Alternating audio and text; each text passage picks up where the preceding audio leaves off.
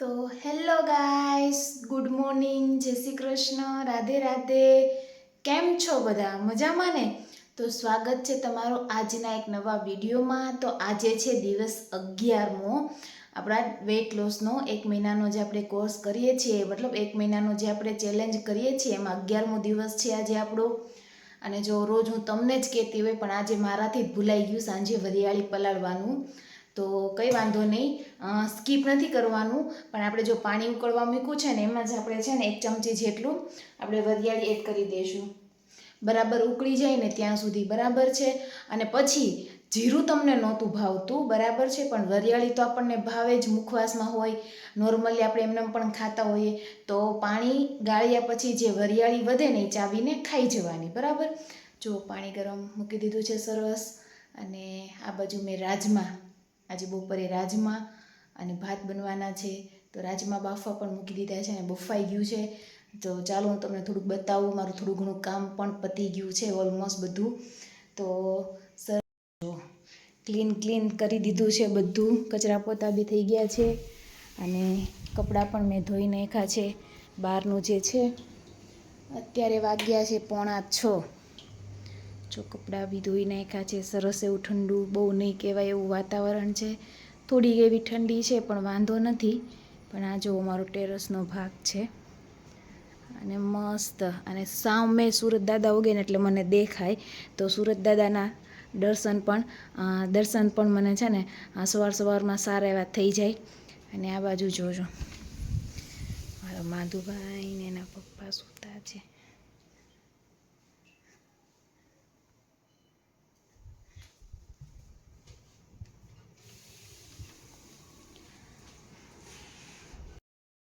હું છે ને ભાઈ 4:15 4:30 વાગ્યાની જાગું.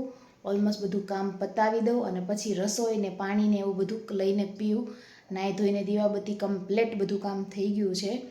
વહેલું ઉઠવાનું કારણ એ કે 10 વાગે આપણે 9 વાગે જીમમાં જવાનું હોય, 9 થી 10:30, એટલે 11:15 વાગે જે હું ઘરે આવું. 2 કલાક ન થાય પણ 1.5 કલાક જેવો ટાઈમ થાય આવવા જવાનો ટાઈમ, હું ચાલીને જાઉં એટલે. તો એ ટાઈમ વયો જાય તો છે ને, કામ જો પડ્યું રહી ગયું હોય તો બહુ આળસ આવી જાય. બપોરને રોંઢા સુધી રેખડા રાખે, એટલા માટે થોડુંક વહેલું જાગીએ તો વહેલું પતી જાય. અને આજે તો ઓલમોસ્ટ બધું પતી ગયું છે. તો ચાલો હવે રસોઈનું કામ સંભાળી લઉં અને આપણે આ પાણી જે રેગ્યુલર પીએ એમ સિપ કરીને પી લેવાનું છે. તો ચાલો ગાઈસ, મળીશું હવે નાસ્તા ટાઈમે. તો ભાઈ ગાઈસ, અત્યારે 7 વાગી ગયા છે સવારના. અને સરસ એવો મેં છે ને પહેલાં બનાવ્યો હતો ને થોડાક દિવસ પહેલાં, ઓટ્સ ને રવાનો ઢોસો, એ પાછો બનાવી લીધો છે. અને સરસ એવું એટલું બધું અંદર શાકભાજી એડ કર્યું છે, પનીર પણ એડ કર્યું છે. અને એને હું દહીં સાથે લેવાની છું. પણ થોડોક ઢોસો આપણે આજે છે ને લોઢી સાથે ચોંટી ગયો હતો, તો બરાબર છે ને થયો નથી. મતલબ એકાદું પેલું પેપર હોય એટલે એવું થાય. એટલે બીજા પેપરમાં હંમેશ માટે બનાવીશ ને તમને બતાવીશ કેવું થશે ને તે, બરાબર છે. તો બહુ મસ્ત લાગે છે આ. અને આની અંદર છે ને પ્રોટીન પણ આવી જાય છે, કારણ બીજું કે ફાઈબર પણ સારું એનું આવી જાય છે. ફેટ પણ, આપણે દહીંનો ઉપયોગ કરીએ છીએ તો ફેટ, એની અંદર ફેટ પણ સારું એવું હોય છે. તો સવારના ઓપ્શનમાં બેસ્ટ ઓપ્શન છે ઢોસાનો, ઓટ્સ ઢોસાનો. બહુ મસ્ત લાગે છે. અને કહેવાય ને કે બધું આપણને મળી પણ જાય છે ને અંદર, એટલા માટે. તો તમે જોઈ શકો છો અત્યારે એની સાથે હું અડધો વાટકો દહીં રહું છું. દહીંથી બીજો પોઈન્ટ એ કે દહીંથી છે ને વાળનો ગ્રોથ પણ સારો થાય છે દરરોજ દહીં ખાવાથી. છે ને મસ્ત. તો એક પેપર લીધું છે મેં, અને એની અંદર બહુ બધી શાકભાજી એડ કરી હતી. પાલક, ધાણા, ટામેટું, મકાઈ, પછી ગાજર. તો તમે જોઈ શકો છો. તો ચાલો મિત્રો, હવે હું છે ને નાસ્તો કરી લઉં અને હવે મળીશું આપણે 10 વાગે, બરાબર છે. એન્જોય. આ ઉમેશ માટે છે ને 2 ઢોસા બનાવ્યા છે. ત્યાં છે ને એકદમ મસ્ત, જો. અને આની અંદર તમને બતાવું ને તો જો પાલક છે, ધાણા છે, પાલક, ધાણા, પનીર, ટમેટું અને મકાઈ, સરસ એવું બધું છે ને એડ કરી દીધું છે. અને આપણે છે ને બનાવી લીધા છે. તો એકદમ મસ્ત બને છે અને ખાવામાં તો બહુ જ મજા આવે છે. પછી આને છે ને કટિંગ કરી લેવાનું. પછી એને કટિંગ કરી લેવાનું ને દહીં સાથે કે ચટણી સાથે, ગ્રીન ચટણી સાથે ખાવાનું. તો ચાલો ગાઈસ, બાય બાય. તો હેલો ગાઈસ, કેમ છો? તો અત્યારના 10:30 વાગી ગયા છે અને આજે હું જીમમાં વહેલી ગઈ હતી તો વહેલી આવતી રહી છું. તો આવીને સરસ એવું મેં છે ને ચિયા સીડ્સનું પાણી બનાવી લીધું છે જુઓ. અને બહાર છે ને હું ટેરેસ ઉપર બેઠા બેઠા જ તે પીવું છું. ધાબુ છે ને ત્યાં જો. આની અંદર છે ને મેં આંબળાની કેન્ડી બનાવી હતી સાકરની અંદર. તેનું જે નીતરું હોય ને આંબળાનો રસ સાથે, તો એ મેં થોડુંક છે ને અડધી ચમચી જેટલું આની અંદર એડ કર્યું છે. તમારે સ્કીપ કરવું હોય તો તમે કરી શકો છો. એની અંદર મેં છે ને ચિયા સીડ્સ, લીંબુ અને થોડુંક એવું મીઠું એડ કર્યું છે અને થોડીક એવી મરી, ચપટી કરતાં પણ ઓછી મરી એડ કરવાની છે, બરાબર છે? તો ચાલો એન્જોય. બહુ મસ્ત થયું છે. આમળા કેન્ડી બનાવીને મેં એમાં છે ને ખાંડની જગ્યાએ સાકરનો ઉપયોગ કર્યો હતો. કિલો આમળા હતા ને તો એમાં છે ને 250 ગ્રામ જેટલી મેં સાકર એડ કરી હતી. અને એનું જે નિતાર નીકળો હોય ને એ મેં છે ને એક જારની અંદર ભરી લીધો છે. તો એ મને નહોતી ખબર કે શરબત કરીને પણ પીવાય. તો મેં કીધું ચાલને ટ્રાય કરું આમાં કેવું લાગે, પણ એકદમ મસ્ત લાગે છે. ગળું એકદમ નથી લાગતું. જો તમારે ટ્રાય કરવી હોય તો જરૂરથી કરજો. અને ચાલો મળી હવે બપોરે.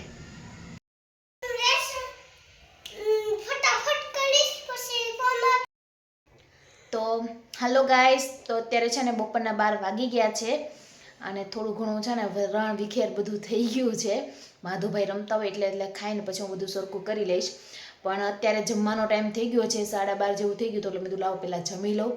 તો જમવામાં આજે મેં છે ને સવારે કીધું એમ રાજમા બનાવ્યા હતા. તો ઉમેશને તો એના ફ્રેન્ડના મેરેજમાં જમવા જવાનું થયું એટલે એને ન ખાધું. હવે એ આવીને સાંજે ખાશે અને હું અત્યારે ખાઈ લઉં રાજમા અને ભાત સાથે સલાડ લીધું હતું ટમેટાનું. અને આજે તો મને પાપડ ખાવાની બહુ ઈચ્છા થઈ હતી એટલે મેં એક પાપડ પણ લીધો છે આજે સાથે ખાવામાં જો. અને 1 ગ્લાસ જેટલી છાશ છે, બરાબર? તો અત્યારે પાપડની સિઝન છે. આખું વર્ષ તો કે આવા ઘઉંના પાપડ ખાવાના હોય નહીં, પણ ક્યારેક ક્યારેક ચાલે, રોજે નહીં લેતા. ક્યારેક ક્યારેક હું પાપડ લઈ લઉં ખાવાની સાથે. જ્યારે લઉં ત્યારે હું તમને કહું છું કે મેં આજે લીધો એમ. તો આટલા દિવસની અંદર નહોતો લીધો પણ આજે મેં લીધો છે પાપડ. તો ચાલો ગાઈસ, હું જમી લઉં અને તમે પણ બપોરનું સારું એવું જમી લો. મેં રાજમા લીધા છે. નોર્મલી રાજમાનું શાક મેં ક્યારેય નથી કર્યું, પણ નોર્મલી જે આપણે ઘરમાં બધી કઠોળનું શાક બનાવતા હોય એવી રીતના જ બનાવ્યું હતું ગ્રેવી કરીને. જો તમારી પાસે રાજમા ન હોય તો તમે ચોળી આવે છે એ પણ લઈ શકો છો. આપણે એ ગુજરાતી કાઠિયાવાડમાં જે ચોળી આવે ને એનું શાક કરીને પણ લઈ શકો છો, બરાબર છે? અને મેં ભાત લીધા છે. જો તમારે રોટલી લેવી હોય કે બાજરાનો રોટલો લેવો હોય તો રોટલી 1 લેવાની અને બાજરાનો રોટલો લેવો હોય તો અડધો લેવાનો. તો ચાલો ગાઈસ, મળીશું 4 વાગે. તો હાલો ગાઈસ, 4 વાગી ગયા છે. 4:30 જેવું થાય ત્યાં આપણે ગ્રીન ટી લઈ લેવાનું છે. તો જો સરસ મેં મારી અહીંયા ગ્રીન ટી બનાવી લીધી છે. અને આજે મેં એની સાથે લીધા છે 1 વાટકો મખાના, જેને મેં છે ને થોડાક એવા ઘીની અંદર છે ને હળદર અને મીઠું એડ કરીને થોડાક છે ને આમ ક્રન્ચી થાય ને ત્યાં એવી રીતના કડક કરી લીધા હતા. તમે જોઈ શકો છો એક નાનો એવો વાટકો છે એ લીધા છે. એની સાથે ગ્રીન ટી લેવાની છે. તો ચાલો ગાઈસ, હવે મળીશું આપણે સાંજે. તો હેલો ગાઈસ, કેમ છો બધા? તો અત્યારે સાંજના 7 વાગી ગયા છે અને ઓલમોસ્ટ છે ને મેં માધુ માટે રોટલી કરવા મૂકી દીધી છે. અને મેં તમને કાલ કીધું હતું ને કે મેં જે હળદરવાળું દૂધ પીધું હતું એ ચાલો હું તમને આજે બતાવું, કેમ કે આજે પાછું હું હળદરવાળું દૂધ લેવાની છું. તો આપણે છે ને 5 બદામ લીધી છે, 5 કાજુ લીધા છે, થોડાક મખાના લીધા છે 8 થી 10 નંગ જેટલા. એને બધાને છે ને આપણે ડ્રાય રોસ્ટ કરી લેવાના છે, મતલબ થોડાક એવા શેકી લેવાના છે. પછી મિક્સર જારની અંદર 5 દાણા સાકરના છે અને એ બધું એડ કરીને સરસ પીસી લેવાનું છે. તો ચાલો હું તમને બતાવું કે કઈ રીતના કરવાનું છે ને તે.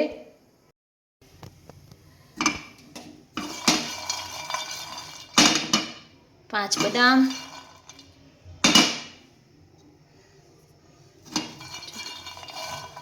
5 કાજુ છે અને જોઈ શકો છો આટલી મેં સાકર લીધી છે, બરાબર છે? તો આ બધું છે ને સરસ ડ્રાય રોસ્ટ થઈ ગયું છે. હવે આપણે એને છે ને મિક્સરમાં પીસી લેશું. તો પહેલાં થોડુંક ઠંડુ થાય ત્યાં સુધીમાં હું માધવને રોટલી કરી દો, ગળ રોટલી ખાવી છે ને એટલા માટે. તો ચાલો ગાઈસ, હું હમણાં થોડીક વારમાં મળું તમને. જો આ મેં છે ને 1 ગ્લાસ જેટલું દૂધ લીધું છે, તમે જોઈ શકો છો ગ્લાસ. અને એ છે ને તર વગરનું લેવાનું છે, મતલબ આના દૂધમાંથી તર આપણે નીકળી ગયો હોય ને એવું દૂધ આપણે લેવાનું છે. અને આ જુઓ બધો મસાલો મેં છે ને સરસ પીસી નાખ્યો. અને મેં થયું એવું છે કે ભાઈ મારું નાનું જે મિક્સરનું જાર છે ને એ ખરાબ થઈ ગયું છે, તો થોડા ખાટું તે મારે આટલો મોટો વાસણને બગાડવું પડે છે એવું થાય છે. તો ચાલો હું તમને બતાવું આગળ કેમ કરવાનું ને એને. આને મૂકી દેવાનું, પછી આને દૂધ નાખી દેવાનું અંદર સરસ. હવે છે ને ગેસ ચાલુ કરી અને થોડીક વાર ઉકળવા દેવાનું. જો હવે આપણે એની અંદર છે ને થોડીક એવી હળદર નાખવાની, બરાબર છે, નકર બહુ હળદરનો સ્વાદ આવશે એટલા માટે. તો બહુ વધારે પણ નહીં ને એકદમ સાવ ઓછી પણ નહીં, એટલે આપણે હળદર નાખી છે. અને આ જે આપણો જે પાવડર છે ને એ પણ આપણે આની અંદર એડ કરી દઈશું. અને ચમચીની મદદથી સરસ હલાવી લેશો, થોડુંક એવું ઘટ્ટ ન થાય ને ત્યાં સુધી. જો તમારી પાસે કેસર હોય તો તમે કેસર પણ એડ કરી શકો છો, બરાબર.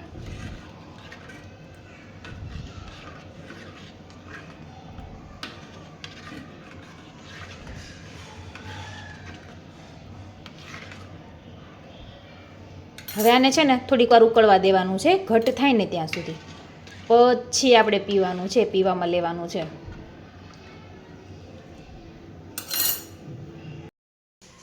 તો છે ને આપણું આ જે દૂધ છે ને એ મસ્ત બનીને રેડી થઈ ગયું છે, સરસ એવું. અને આનાથી પેટ પણ ભરાઈ જાય છે. અને આપણે કહેવાય ને કે સ્કિન બહુ સારી થાય છે હળદરવાળું દૂધ પીએ ને તો આ દૂધ તમે છે ને વ્રતમાં પણ લઈ શકો છો અને તમારા બાળકને પણ ખવડાવી શકો છો. તો અત્યારે જો મેં થોડુંક લીધું ને થોડુંક મારા માધવને પણ આપ્યું. તો ચાલો પૂછીએ નહીં માધવને કેવું લાગ્યું નહીં દૂધ. માધુ શું ખા છો? રોટલી ગોળ. અને સાથે શું છે? દૂધ. કયું દૂધ છે? બળદર વાળું દૂધ કે હળદર વાળું દૂધ? હા, ચાક તો કેવું બન્યું, મમ્મીએ કેવું બનાવ્યું છે?